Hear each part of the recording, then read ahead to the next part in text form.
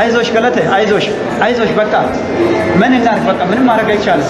የዳቦ ቤት መክፈት አስበዋል? እንግዲያውስ አብሮነት የገበያ ማዕከል ያቀረበላችሁ እጅግ በጣም አስተማማኝ ሆነ የአንድ ዓመት ዋስትና ያለው የዳቦ ማሽኖችን አቅርበናል። እነሱም ማብኪያ፣ ማቆፈሻ፣ መጋገሪያን ጨምሮ አጠቃላይ ዋጋው 200 ሺህ ብር በጣም ርካሽ በሚባል ዋጋ ሶስቱንም ማሽኖች እናስረክባለን። ገና በልጅነቷ አባቷን በሞት አጣች። እናቷ የአካል ጉዳተኛ ሆና ስታሳድጋት በብዙ ችግር ውስጥ አልፋ ነበር። በባዶ እግሯ ነበር ሩጫ የምትለማመደው። ከመክሳቷ የተነሳ ንፋስ ይዟት እንዳይሄድ ከበድ ያለ ንፋስ ሲመጣ ግድግዳ ስር ትለጠፍ ነበር። ሩጫ በባዶ ሆዷ ስትሮጥ ልምምድ ላይ ደም ተፍታም ታውቃለች።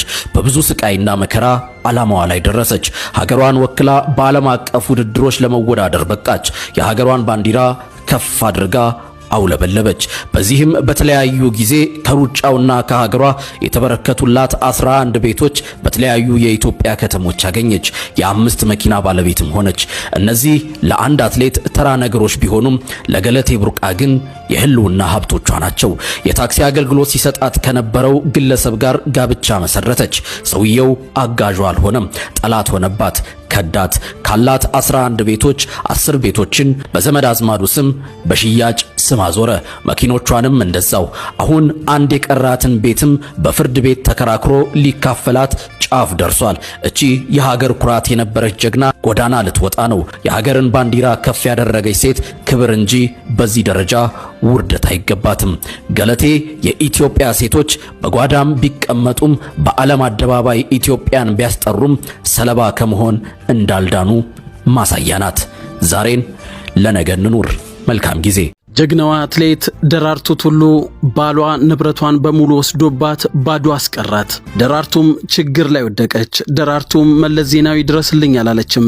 መለስ ቀድሞ ስለ ጉዳዩ ሰምቶ ደወለላት። መለስ ነኝ፣ ቢሮ ፈልግሻለሁ ነይ ተባለች። የገጠማትን ችግር እንድትናገር ጠየቃት። ደራርቱም አፍራ ባሌ በደለኝ ከማለት ተቆጠበች። ሆኖም መለስ ነገሩን ቀደም ባሉት ሳምንታት እንደሰማና ዝርዝሩን እንድታስረዳው ጠየቃት። ከዛም ለደራርቱ ባልተደወለ መለስ ነኝ፣ ጠቅላይ ሚኒስትር መለስ ዜናዊ ነኝ። ባሏ ስልኩን ደንግጦ ጣለ። ስልኩ በድጋሚ ተደወለ። መለስ ነኝ፣ ተረጋጋ። ከደራርቱ ጋር የገጠማችሁ ችግርን ለመወያየት ፈልጌ ነው።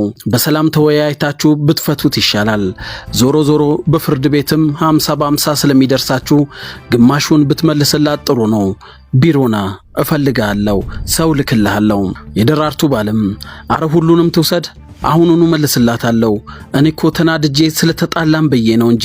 መለስ ዜናዊ ቀጠለ። አይ ሙሉ አይሆንም፣ ግማሹ ላንተ ይገባል፣ ግማሹ ግን መልስላት። ያላንተ ድጋፍ ይህ አይመጣም ነበር። ለማንኛውም ቢሮና እንወያይበታለን ተባለ። ያለ አንዲት መኪና ሁሉንም ንብረት መለሰልኝ። መለስ ዜናዊ ሁሌም ለወገኑ ለህዝቡ የኖረ ነው ትላለች ደራርቱ ቱሉ። ይህን ያለችው ደራርቱ ቱሉ የመለስ ዜናዊ ቀብር ስነ ስርዓት ላይ ለኢቲቪ የተናገረችው ነበር። አይዞሽ ገለቴ አይዞሽ በቃ ምን እናርፍ በቃ ምንም ማድረግ አይቻልም። አይዞሽ ገለቴ አይዞሽ።